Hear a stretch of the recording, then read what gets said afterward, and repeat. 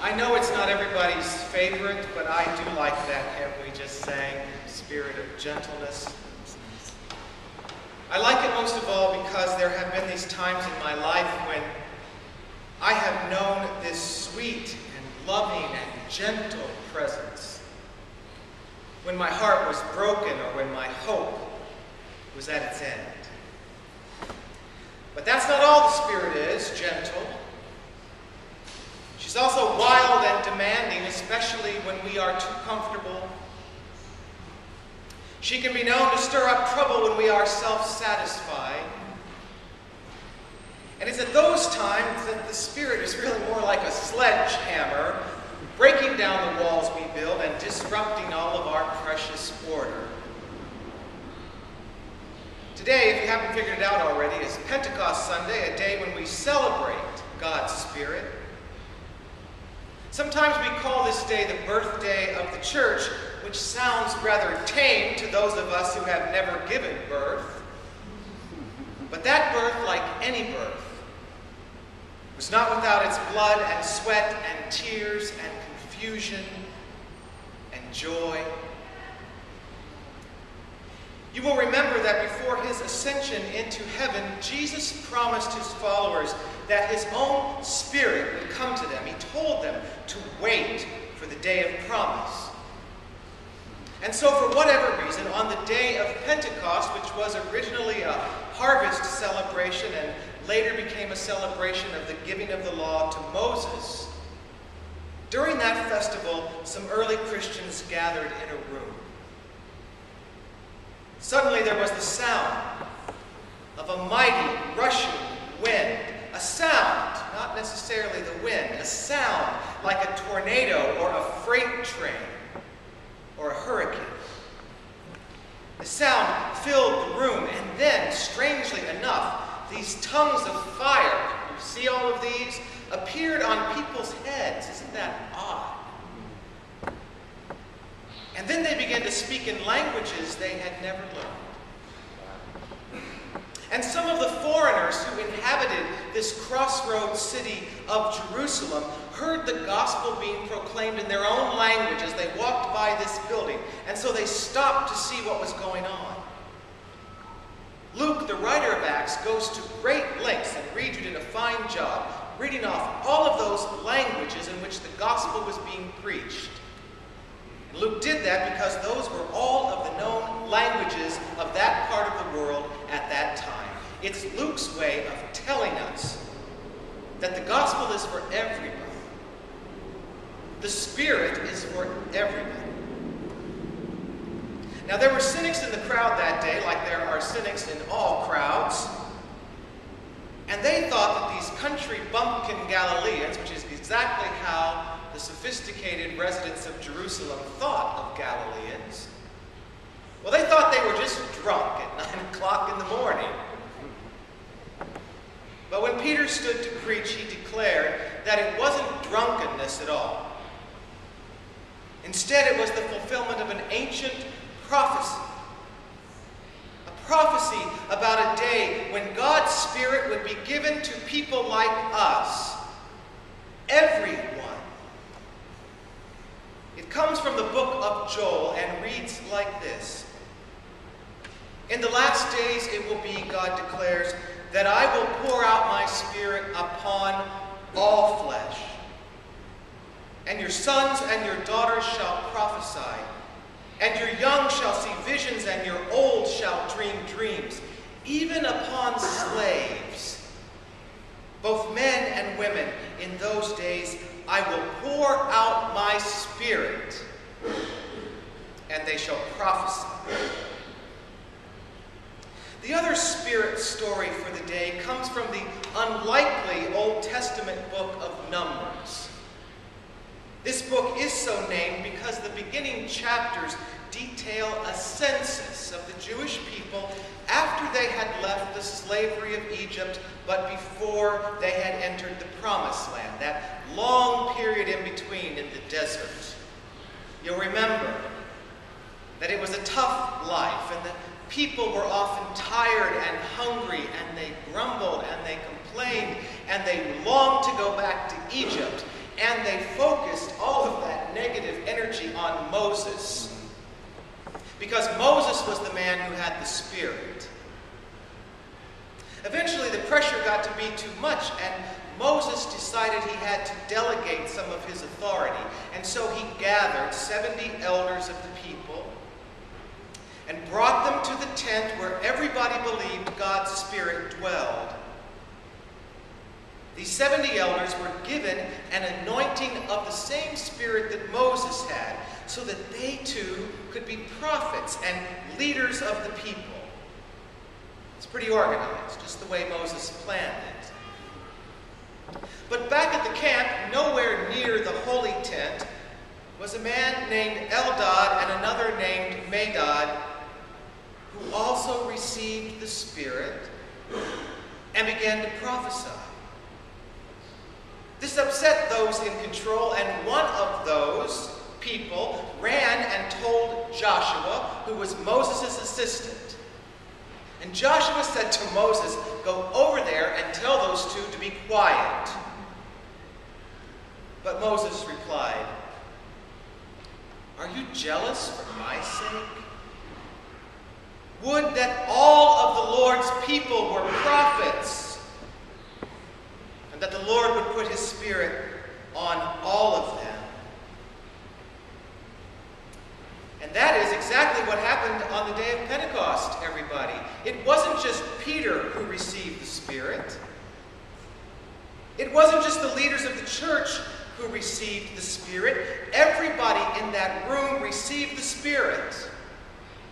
And each person in that room had a voice and a message and a purpose. And that must have been very impressive, because Luke writes that on that day, 3,000 people joined the church. But this Spirit-filled time didn't last very long. Before the canon of our scriptures was ever closed, the church had become an institution in which power was consolidated and strictly controlled. Eventually, bishops and priests decided who could read the scriptures and who could not. But this Pentecostal impulse never died. If you are interested in history, and if you read church history, you will see that throughout the centuries, movements arose in which people, including women, claimed their places as priests and prophets of God, long before the Reformation. And then during the Reformation, the leaders of the Reformation reimagined a church that would be full of prophets. People in their own right, capable of hearing God's voice, of reading the scriptures for themselves, and of doing God's will unencumbered by any kind of hierarchy. Part of that Reformation was a very bold vision we call congregationalism. But even we Congregationalists are not above freezing moments in time, making new rules, propping up power structures. Makes me think that the United Church of Christ could do with a fresh wind of the Spirit in our churches. And I think that these two rather strange lessons, one from Acts and one from Numbers, offer us some insight into how that might happen and what it might look like. First of all, consider this. On the day of Pentecost, when Peter stood to preach, he quoted the prophecy of Joel. He did what all preachers do by starting with the text. But here's the difference. He didn't just quote it. He reinterpreted it, and he did it radically. Peter used his own time and place and circumstance to take an old text, some old words, and to give them some new meaning. Because in its original context, this prophecy is no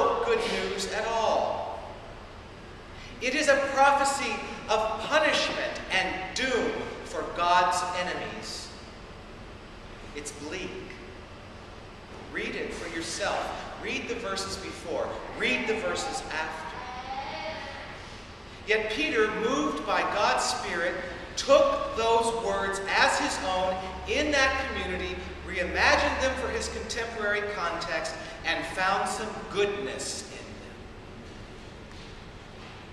Now, some people think that's awfully dangerous work. Despite what so many Christians claim, however, the Bible is not a static book.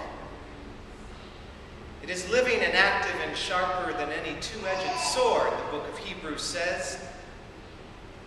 In each age, God's people are called not to hold on to someone else's interpretation of Scripture, but to dynamically and livingly reinterpret it in our own context, in our own time. And this has happened throughout the history of the church. Consider this for those people who want to hold the Bible static and wooden. It can be said of the Bible quite legitimately that wooden readings of the Scriptures support slavery. The Scriptures support the subjugation of women. Wooden readings of the Scriptures support racism and homophobia and ethnic cleansing. But people like us, seeking to be faithful, taking the Bible seriously, directed by the Spirit, took those old words and through the lens of their experience and reason and in the community, found new meaning for them. That's what Peter did on the day of Pentecost. That's what John Robinson was referring to when he told the pilgrims that when they arrived in the new land, that God had more light, more truth to break forth from God's holy word. That's what we do in this church. Every time the Scriptures set our teeth on edge, we dig and we expect to find more light and truth for us. And sometimes that light and truth can come from some very unexpected sources, I have discovered. Eldad and Medad were not supposed to prophesy. They were nowhere near the Holy Tent. They did not graduate from seminary. They were not ordained in the United Church of Christ, and yet the Spirit chose them in an rather obvious breach of the boundaries of power. Now, we claim as a church, as a denomination, to believe such things. We even have the audacity to say that we are comfortable with such things. We claim that God is still speaking, but the creep of institutionalization is very strong. It's so tempting to settle, to get comfortable. But the Spirit will not have it. She will disturb us and push us and challenge us until we pay attention. Many of us rejoiced when recently the Presbyterian Church opened its doors to partner gay and lesbian clergy. Last year, the Evangelical Lutheran Church in America did the same thing, and not long before that, the Episcopalians did it, and I rejoiced, as many of you did, in every step forward. But I have a confession for you. I also started to feel a little threatened by that.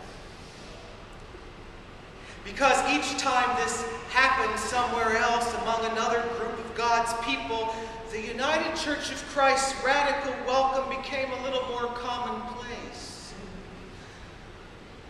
This thing that the Spirit once pushed us to do is not quite so fresh and radical anymore, and give us 20 years and it won't be at all. That makes me wonder what's next. if the winds of the Spirit are still blowing in this united church of Christ, if the flaming tongues of compassion and justice still illumine us, then what's next? Well, I don't know for sure, but here are a couple ideas. In this world of ethnic and religious hatred, perhaps the Spirit is calling us as a church, as a congregation, to deeper dialogue and love with people of other faiths and with people of no faith. As this planet heats up and storms become more vicious and resources become more precious, perhaps the Spirit wants us to actually steward the creation. What do you think of that? Maybe the Spirit is pushing us out of these doors to the halls of Congress to stand up to that industrial military complex that continues to drain our economy on the backs of the poor and the sick and children, little children. Maybe the Spirit wants us to speak in tongues. The tongues of those who live among us, the undocumented, whom we either ignore or persecute, when all they want is dignity and purpose and work and worth. Maybe it's all of those things, maybe it's none of those things. Maybe it's something else entirely. But whatever it is, church, when it comes to us, it will be yet another fulfillment of the prophecy of Joel. In the last days, God declares, I will pour out my Spirit upon all flesh, and your sons and your daughters shall prophesy, and your young shall see visions, and your old shall dream dreams. Even upon my slaves, both men and women, in those days I will pour out my Spirit, and you